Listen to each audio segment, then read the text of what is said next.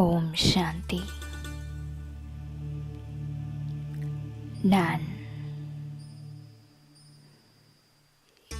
இரு புருவங்களுக்கு மத்தியில் ராஜ்ய சிம்மாசனத்தில் வெற்றி நட்சத்திரமாக மாஸ்டர் சர்வசக்திவானாகி அமர்ந்திருக்கின்றேன்.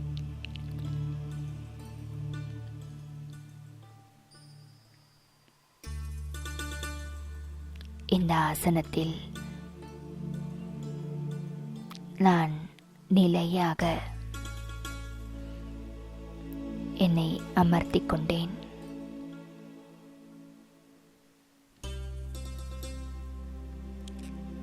இந்த சீட்டில் செட்டாகி இருப்பதால் எனது லட்சணமும் மாஸ்டர் சர்வசக்திவானை வெளிப்படுத்தக்கூடிய மிக உயர்ந்த லட்சணமாக இருக்கின்றது.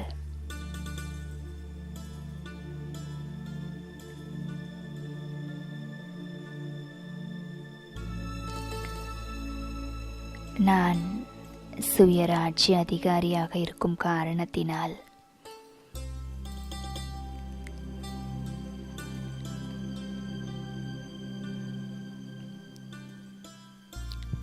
இந்த ஆசனத்தில் நிலைத்திருந்து கட்டளையை கொடுக்கின்றேன்.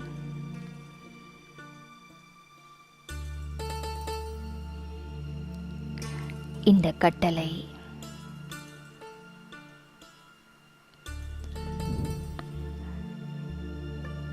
என் முன்னால் இருக்கும் மற்ற அனைத்து கர்மேந்திரியங்களும் முழுமையாக நடைமுறைப்படுத்தக்கூடிய சக்தி இருக்கின்றது.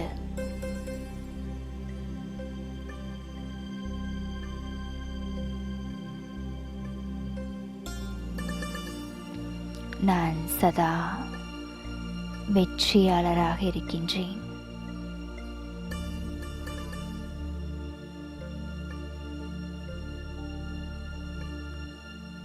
எப்பொழுதும் வரதானியாகி வெற்றியாளராகின்றேன்.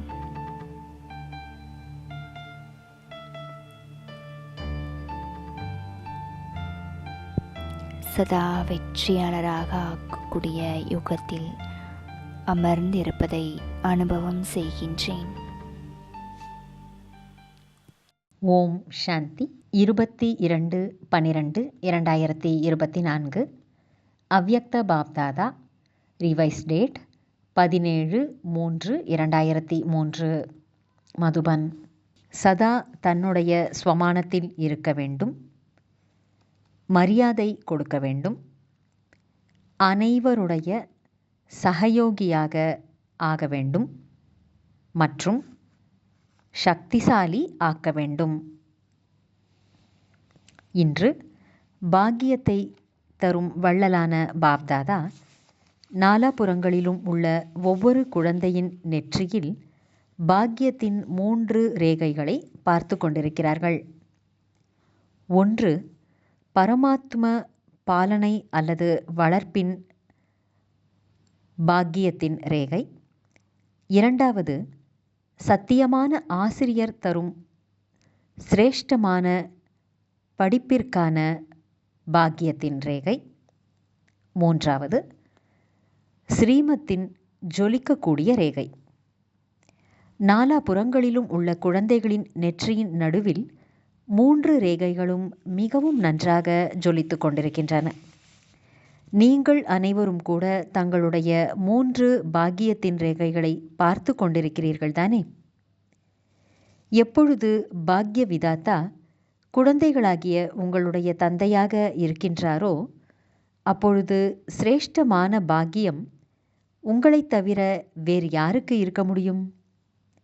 உலகத்தில் அநேக கோடிக்கணக்கான ஆத்மாக்கள் இருக்கிறார்கள்.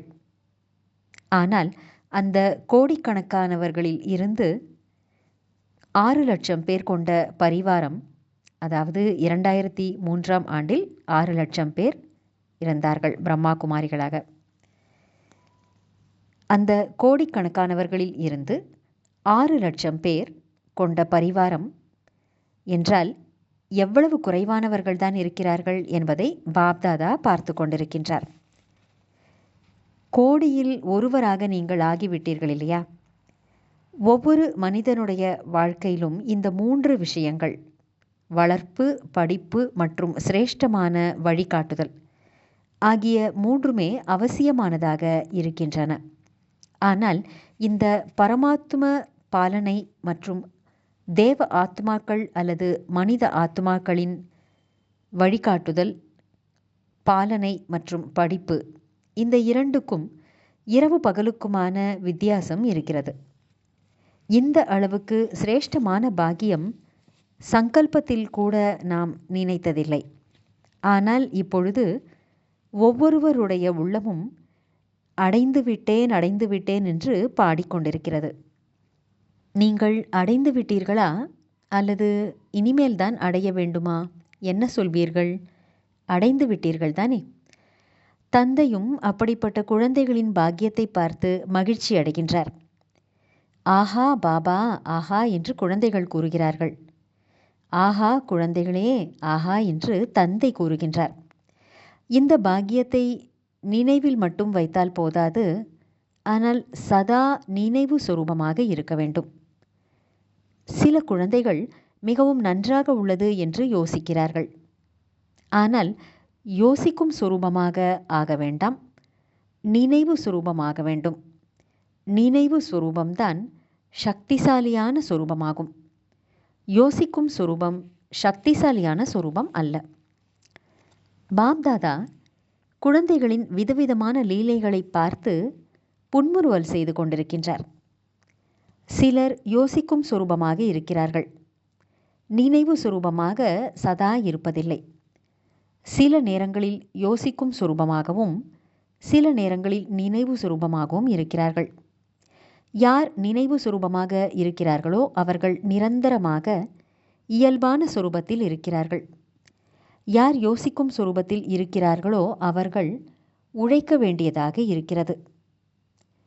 இந்த சங்கம யுகம் உழைப்பதற்கான யுகம் அல்ல, அனைத்து பிராப்திகளின் அனுபவத்தை அடைவதற்கான யுகமாகும். நீங்கள் 63 பிறவிகளாக உழைத்தீர்கள்.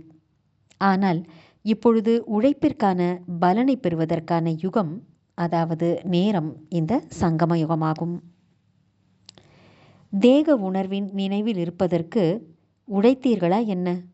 நான் இன்னார் என்று நினைவுக்கு வருகிறதே, இதற்கு உழைத்தீர்களா என்ன? பாப்தாதா பார்த்து கொண்டிருந்தார். அது மட்டும் இயற்கையாக நேச்சுரலாக வருகிறதல்லவா? தேக உணர்வு என்பது இயல்பாகி விட்டதல்லவா? அந்த அளவுக்கு உறுதியான இயல்பாக அது ஆகிவிட்டது. அது இப்பொழுதும் கூட சில நேரங்களில் சில குழந்தைகளை ஆத்ம அபிமானியாக ஆக வேண்டிய நேரத்தில் தேக உணர்வானது தன் பக்கம் கவர்ந்து இழுத்து விடுகிறது. நான் ஆத்மா என்று நினைக்கிறார்கள். ஆனால் தேக உணர்வு அப்படி அந்த அளவுக்கு நேச்சுரலாக இருக்கிறது. அதனால் அவர்கள் அடிக்கடி விரும்பாவிட்டாலும் கூட நினைக்காவிட்டாலும் கூட தேக உணர்விலே இருந்து விடுகிறார்கள். இப்பொழுது இந்த புதிய பிறவியில் ஆத்ம அபிமானியாக, அதாவது தேஹி அபிமானி ஸ்திதியும் கூட அந்த அளவுக்கே இயற்கையாக இயல்பாக இருக்க வேண்டும் என்று பாப்தாதா கூறுகின்றார். அதாவது தேக அபிமானம் அல்லது தேக உணர்வு என்பது எந்த அளவுக்கு இயற்கையாக இருக்கிறதோ, உழைக்காமலேயே வந்து விடுகிறதோ, அதே போல இப்போது ஆத்ம அபிமானி நிலை கூட இயல்பானதாக ஆக வேண்டும் என்று பாப்தாதா கூறுகின்றார். நான் ஆத்மா என்று கடினமாக உழைக்கக்கூடாது. எந்த ஒரு குழந்தை பிறந்தாலும் அதற்கு கொஞ்சம் விவரம் தெரிந்த பிறகு அதற்கு நீங்கள் யார் என்றும் யாருடைய குழந்தை என்றும் அறிமுகத்தை கொடுக்கின்றார்கள். அதுபோலவே எப்பொழுது பிராமண பிறவி எடுத்து விட்டீர்களோ அப்பொழுது பிராமண குழந்தைகளாகிய உங்களுக்கு பிறவி எடுத்ததுமே என்ன அறிமுகம் கிடைத்தது? நீங்கள் யார், அதாவது நீங்கள் ஓர் ஆத்மா என்ற பாடம் உறுதியாக சொல்லித்தரப்பட்டதல்லவா? எனவே இந்த முதல் அறிமுகம் இயற்கையானதாகவும் இயல்பானதாகவும், அதாவது நேச்சுரல் நேச்சராக ஆகிவிட வேண்டும். இயல்பாக இருப்பது இயற்கையாகவும் நிரந்தரமாகவும் இருக்கிறது. அதை நினைவு செய்ய வேண்டி இருக்காது. அவ்வாறு இப்பொழுது சமயத்தின் பிரகாரம் ஒவ்வொரு பிராமண குழந்தையின் ஆத்ம அபிமானி நிலை நேச்சுரலாக இயற்கையானதாக ஆகிவிட வேண்டும். சில குழந்தைகள் செய்திருக்கின்றார்கள். சிந்திக்க வேண்டியதில்லை, நினைவு சுரூபமாக இருக்கிறார்கள். இப்பொழுது நிரந்தரமாக மற்றும் இயல்பாக நினைவு சுரூபமாக ஆகியே தீர வேண்டும். நஷ்ட மோகா நினைவு சுரூபம், அதாவது மோகத்தை வென்ற நினைவு சுரூபம் என்ற இந்த சிறிய தேர்வுதான் அனைத்து பிராமண ஆத்மாக்களுக்கும் இறுதியான கடைசி தேர்வாக இருக்கும். இந்த ஆண்டில் என்ன செய்ய போகிறீர்கள்? இந்த வருடத்தில் விசேஷமான லட்சியம் என்ன வைக்க வேண்டும் என்று சில குழந்தைகள் கேட்கிறார்கள். சதா ஆத்ம அபிமானியாக நினைவு சுரூபமாக ஆகுக என்று பாப்தாதா கூறுகின்றார். சதா ஆத்ம அபிமானி ஆகுக, நினைவு சுரூபம் ஆகுக என்று பாப்தாதா கூறுகின்றார். ஜீவன் முக்தியோ எப்படியும் கிடைக்கத்தான் போகிறது. ஆனால் அதை அடைவதற்கு முன்பு கடினமான உழைப்பிலிருந்து முக்தி அடைந்தவர் ஆகுங்கள். இந்த ஸ்திதியானது நேரத்தை அருகில் கொண்டு வரும். அதாவது உலகத்தில் உள்ள உங்களுடைய அனைத்து சகோதர சகோதரிகளை துக்கம் மற்றும் அசாந்தியான நிலையில் இருந்து விடுவித்துவிடும்.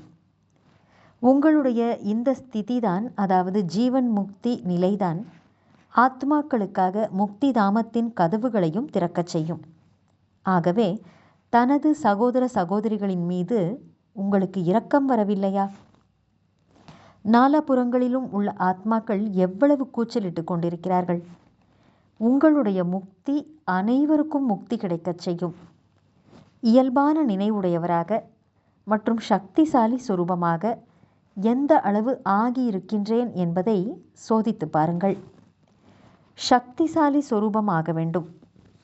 இதுவே வீணானதை சகஜமாக முடிவடைய செய்துவிடும். பிறகு அடிக்கடி கடினமாக உழைக்க வேண்டியிருக்காது. இப்பொழுது இந்த வருடம் பாப்தாதா குழந்தைகள் மீதுள்ள சிநேகத்தினால் எந்த ஒரு குழந்தையும் எந்த ஒரு பிரச்சனையிலும் உழைப்பதை பார்ப்பதற்கு அவர் விரும்பவில்லை. பிரச்சனை முடிவடைய வேண்டும் மற்றும் சமாதானமான சக்தி சொரூபம் ஆக வேண்டும். இது முடியுமா? சொல்லுங்கள் தாதிகளே, சொல்லுங்கள் டீச்சர்கள், சொல்லுங்கள் முடியுமா? பாண்டவர்களால் முடியுமா? பிறகு சாக்குப்போக்கு சொல்லக்கூடாது. அப்படி இருந்ததல்லவா, இது நடந்ததல்லவா, இது நடக்காமல் இருந்திருந்தால் அப்படி ஆகியிருக்காது என்று. பாப்தாதா மிகவும் இனிமையிலும் இனிமையான குழந்தைகளின் விளையாட்டை பார்க்கின்றார். என்ன ஆனாலும் சரி, இமயமலையை விட பெரியதாக இருந்தாலும் சரி, 100 மடங்கு பிரச்சனையின் சொரூபமாக இருந்தாலும் சரி, அது உடல் மூலமோ மனதின் மூலமோ மனிதர்கள் மூலமோ இயற்கையின் மூலமோ வரக்கூடிய பிரச்சனையாக இருக்கலாம். பிரச்சனை அல்லது சூழ்நிலை உங்களுடைய சுயஸ்திதிக்கு முன்னால் ஒன்றுமே கிடையாது. மேலும் சுயஸ்திதிக்கான சாதனம் ஸ்வமானம் அல்லது சுய கௌரவம் ஆகும். ஸ்வமானம் என்பது நேச்சுரலாக இயல்பானதாக இருக்க வேண்டும். நினைக்க வேண்டி உள்ளது என்பது இல்லை. அடிக்கடி உழைக்கக்கூடாது. இல்லை இல்லை, நான் சுயதரிசன சக்கரதாரியாவேன், நான் கண்ணின் மணியாக இருக்கிறேன், நான் இதய சிம்மாசனதாரியாக இருக்கிறேன், அதுவாகத்தான் இருக்கின்றேன். வேறு யாராவது அப்படி ஆக வேண்டுமா என்ன? கல்பத்திற்கு முன்னால் யார் ஆகியிருந்தார்கள்? வேறு யாராவது ஆகியிருந்தார்களா அல்லது நீங்கள்தான் ஆகியிருந்தீர்களா? நீங்கள்தான் ஆகியிருந்தீர்கள். நீங்கள்தான் ஆகி இருக்கின்றீர்கள். ஒவ்வொரு கல்பத்திலும் இனிமேல் நீங்கள்தான் ஆவீர்கள். இது உறுதியானது. இவர்கள் கல்பத்துக்கு முன்பு வந்திருந்தவர்கள்தானே என்று பாப்தாதா அனைவருடைய முகங்களையும் பார்த்து கொண்டிருக்கின்றார். இந்த கல்பத்தை சேர்ந்தவர்களா அல்லது நீங்கள் பல கல்பங்களை சேர்ந்தவர்களா? பல கல்பங்களை சேர்ந்தவர்கள் அல்லவா? யார் ஒவ்வொரு கல்பத்தை சேர்ந்தவர்களோ அவர்கள் கை உயர்த்துங்கள். பிறகு இது உறுதியானது தானே? உங்களுக்கோ தேர்ச்சியின் சான்றிதழ் கிடைத்து விட்டதல்லவா? அல்லது இனிமேல்தான் பெற வேண்டுமா? கல்பத்துக்கு முன்னால் கிடைத்திருந்தது, இப்பொழுது ஏன் கிடைக்காது? சான்றிதழ் கிடைத்திருக்கிறது என்ற இந்த நினைவு சுரூபம் ஆகுங்கள். மதிப்புடன் தேர்ச்சி பெற்றதற்கான சான்றிதழோ அல்லது வெறுமனே தேர்ச்சி பெற்றதற்கான சான்றிதழோ, இந்த வித்தியாசமோ இருக்கும் தான். ஆனால் எப்படியும் நாம் தான் தேர்ச்சி அடைந்தவர்கள். இது உறுதியானது தானே? இதை ரயிலில் போகும்போதோ அல்லது விமானத்தில் பறந்து செல்லும் போதோ மறக்கக்கூடாது. பாருங்கள், நாலாபுறங்களிலும் சிவராத்திரியை ஊக்கம் உற்சாகத்தோடு கொண்டாட வேண்டும் என்று இந்த வருஷம் திடமான சங்கல்பம் செய்தீர்கள். அப்படியே கொண்டாடி விட்டீர்கள் அல்லவா? திட சங்கல்பத்தினால் என்ன நினைத்தீர்களோ அது நடந்துவிட்டதல்லவா? ஒற்றுமை மற்றும் உறுதித்தன்மை, இதுதான் அதிசயமாகும். 67 நிகழ்ச்சிகள் செய்ய வேண்டும் என்று யோசித்திருந்தீர்கள். ஆனால் அதை காட்டிலும் அதிகமாக சில குழந்தைகள் செய்திருப்பதை பாப்தாதா பார்த்தார். இது சக்தி சொரூபத்தின் அடையாளம் ஆகும். ஊக்கம் உற்சாகத்தின் நடைமுறை நிரூபணமாகும். இதுபோன்றே அனைவரும் இணைந்து ஒருவருக்கொருவர் தைரியத்தை அதிகப்படுத்தி இப்பொழுது நேரத்தை நெருக்கத்தில் கொண்டு வந்தே ஆக வேண்டும். இந்த சங்கல்பம் செய்யுங்கள். ஆத்மாக்களுக்கு முக்தி தர வேண்டும். ஆனால் அது எப்பொழுது நீங்கள் சிந்திப்பதை விட நினைவு சொரூபத்தில் கொண்டு வருவீர்களோ அப்பொழுதே நடக்கும். பாபா வெளிநாட்டினரிடம் பேசுகின்றார். சேவைக்கான திட்டத்தை மீட்டிங்கில் மட்டும் உருவாக்கக்கூடாது, ஆனால் சமநிலையை உருவாக்க வேண்டும். ஒருவருக்கொருவர் சகயோகி ஆகுங்கள். அதன் மூலம் அனைவரும் மாஸ்டர் சர்வசக்திமான் ஆகி முன்னேறி பறந்து செல்ல வேண்டும். வள்ளலாகி சகயோகம் கொடுங்கள். விஷயங்களை பார்க்காதீர்கள். சகயோகி ஆகுங்கள், அதாவது உதவி செய்பவர் ஆகுங்கள். தனது ஸ்வமானத்தில் இருங்கள். மற்றவர்களுக்கு மரியாதை கொடுத்து சகயோகி ஆகுங்கள். ஏனென்றால் எந்த ஒரு ஆத்மாவுக்கும் ஒருவேளை நீங்கள் உள்ளத்தினால் மரியாதை கொடுக்கிறீர்கள் என்றால் இது மிக மிக மிக பெரிய புண்ணிய காரியம் ஆகும். ஏனென்றால் பலவீனமான ஆத்மாவை ஊக்கம் மற்றும் உற்சாகத்தில் கொண்டு வந்திருக்கிறீர்கள் என்றால் அது எவ்வளவு பெரிய புண்ணியமாகும். கீழே விழுந்திருப்பவர்களை மேலும் தள்ளிவிடக்கூடாது. அவர்களை அரவணைக்க வேண்டும். அதாவது வெளிப்புறமாக அல்ல. அரவணைப்பது என்றால் தந்தைக்கு சமமாக ஆக்குவது மற்றும் சகயோகம் கொடுப்பதாகும். இந்த வருடம் என்னென்ன செய்ய வேண்டும் என்று கேட்டீர்கள் அல்லவா? மரியாதை கொடுக்க வேண்டும் மற்றும் ஸ்வமானத்தில் இருக்க வேண்டும். அவ்வளவுதான். சக்திசாலியாக தானும் ஆகி மற்றவர்களையும் ஆக்க வேண்டும். வீணான விஷயங்களுக்குள் போகக்கூடாது. பலவீனமான ஆத்மா ஏற்கனவே பலவீனமாக இருக்கின்றார்கள். அவர்களுடைய பலவீனத்தை பார்த்து கொண்டே இருந்தீர்கள் என்றால் எவ்வாறு சகயோகி ஆவீர்கள்? சகயோகம் கொடுங்கள். அப்பொழுது ஆசீர்வாதங்கள் கிடைக்கும். அனைத்தையும் விட எளிமையான முயற்சி என்னவென்றால், வேறு எதுவுமே செய்ய முடியவில்லை என்றாலும் அனைத்தையும் விட எளிமையான முயற்சி எதுவென்றால் ஆசீர்வாதங்களை கொடுங்கள், ஆசீர்வாதங்களை பெறுங்கள் என்பதாகும். மரியாதையை கொடுங்கள் மற்றும் மகிமைக்கு தகுதியானவர் ஆகுங்கள். மரியாதை கொடுப்பவர்கள்தான் அனைவரின் மூலமாக மரியாதைக்கு உரியவர்களாக ஆகிறார்கள். மேலும் எந்த அளவு இப்பொழுது மரியாதைக்கு உரியவர்களாக ஆவீர்களோ அந்த அளவே ராஜ்ய அதிகாரியாக மற்றும் பூஜைக்குரிய ஆத்மாவாக ஆவீர்கள். கொடுத்து கொண்டே செல்லுங்கள். பெற வேண்டும் என்பது இருக்கக்கூடாது. பெற்றுக்கொண்டு பிறகு கொடுப்பது என்றால் வியாபாரிகளின் வேலை போல. நீங்களோ வள்ளலின் குழந்தைகள். மற்றபடி பாப்தாதா நாலாபுறங்களிலும் உள்ள குழந்தைகளின் சேவையை பார்த்து மகிழ்ச்சி அடைகின்றார். அனைவரும் நன்றாக சேவை செய்திருக்கிறீர்கள். ஆனால் இப்போது இன்னும் முன்னேறி செல்ல வேண்டுமல்லவா? பேச்சின் மூலம் அனைவரும் நன்றாக சேவை செய்துள்ளீர்கள். சாதனங்களின் மூலம் செய்யப்பட்ட சேவைக்கான ரிசல்ட்டும் நன்றாக உள்ளது. அநேக ஆத்மாக்களின் புகாரையும் முடிவடையச் செய்துவிட்டீர்கள். கூடவே சமயத்தின் தீவிர வேகத்தை பார்த்து பாப்தாதா என்ன விரும்புகின்றார் என்றால், கொஞ்சம் ஆத்மாக்களுக்கு மட்டும் சேவை செய்யக்கூடாது, ஆனால் உலகத்தில் உள்ள அனைத்து ஆத்மாக்களுக்கும் முக்தியை வழங்கும் வள்ளலாக இருப்பது நீங்கள்தானே. ஏனென்றால் நீங்கள் தந்தைக்கு துணைவராவீர்கள்.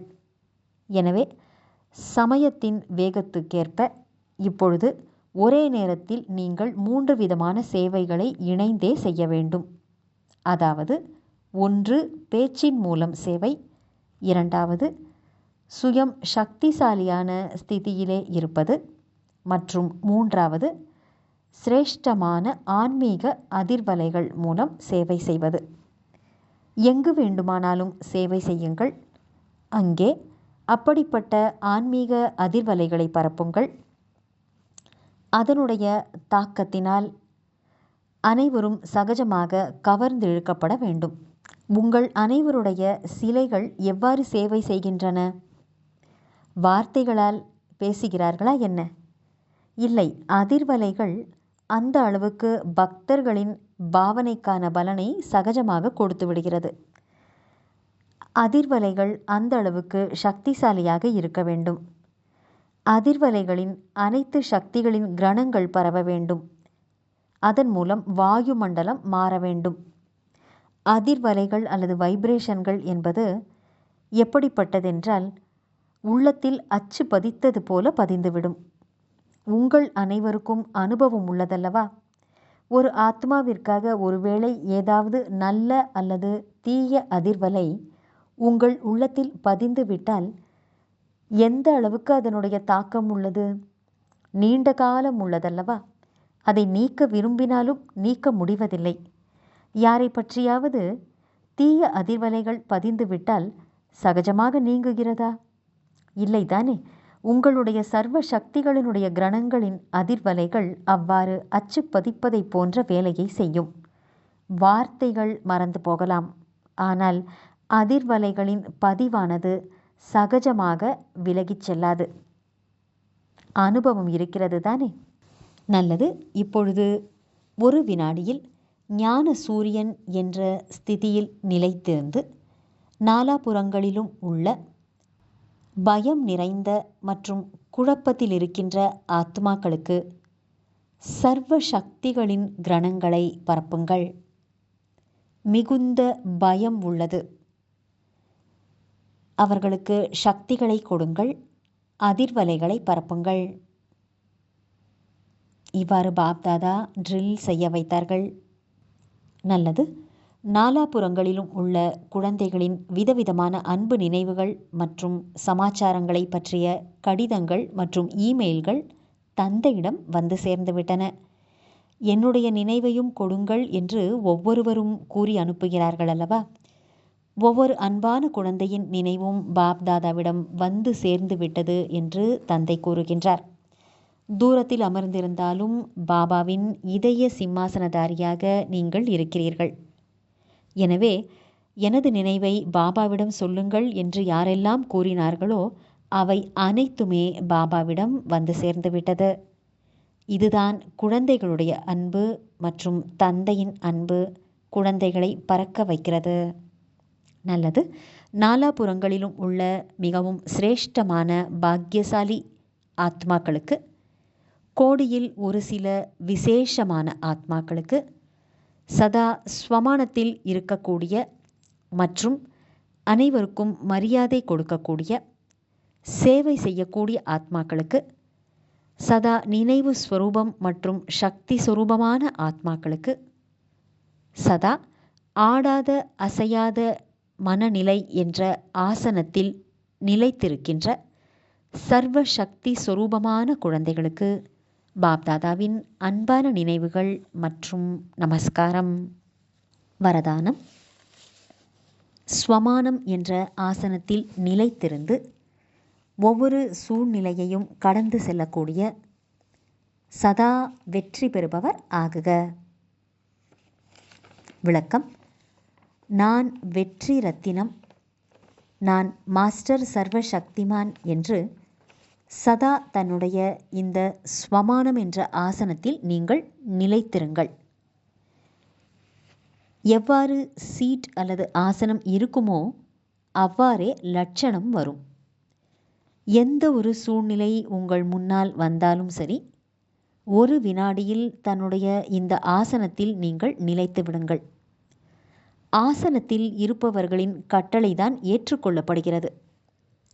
ஆசனத்தில் இருந்தீர்கள் என்றால் நீங்கள் வெற்றியாளர் ஆகிவிடுவீர்கள். சங்கம யுகமே சதா வெற்றியாளர் ஆவதற்கான யுகமாகும். இந்த யுகத்திற்கு இந்த வரதானம் உள்ளது. எனவே வரதானியாகி வெற்றியாளர் ஆகிவிடுங்கள். ஸ்லோகன்: அனைத்து விதமான ஆசைகள் அல்லது பற்றுகள் மீதும் வெற்றி அடைபவர்கள்தான் சிவசக்தி பாண்டவ சேனை ஆவார்கள். அனைத்து விதமான ஆசைகள் அல்லது பற்றுகளின் மீது வெற்றி அடைபவர்தான் சிவசக்தி பாண்டவ சேனை ஆவார்கள்.